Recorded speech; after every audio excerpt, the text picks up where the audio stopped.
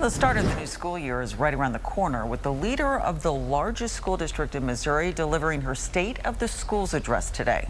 Emma McDarris talked to Dr. Grenita Lathan about what she's looking forward to this year. It takes a village, and we have a phenomenal village here in Springfield.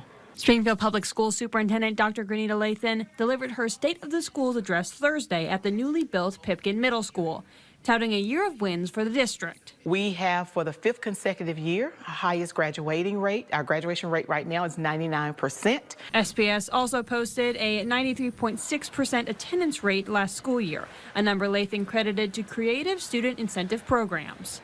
We've seen the innovative ways our teams have implemented challenges and rewards to encourage students to arrive on time every day. And because our students are present and engaged, they're crossing the finish line. But Lathan also sounded the alarm on a national literacy crisis.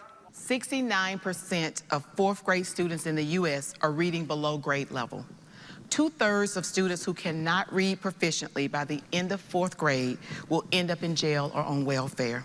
These numbers are staggering and highlight the reason a focus on literacy is a key priority at SPS. To address that, SPS is launching a new initiative called 417 Reads, connecting community leaders and businesses with 3rd grade classrooms to sponsor in-class libraries and read directly to students. Parent Logan Aguirre, whose 2 children attend Springfield Public Schools, says signing on was a no-brainer. I just really believe that so many problems in our community that seem really big that we want to solve so many times, if you think about the literacy aspect of a community, that can change the trajectory of so many things, because better readers become better learners, and better readers then turn into great employees and great parents and great community members. The program drew so many volunteers Thursday, organizers say they plan to extend into 4th grade classrooms as well. In Springfield, Emma McDarris, KY3 News.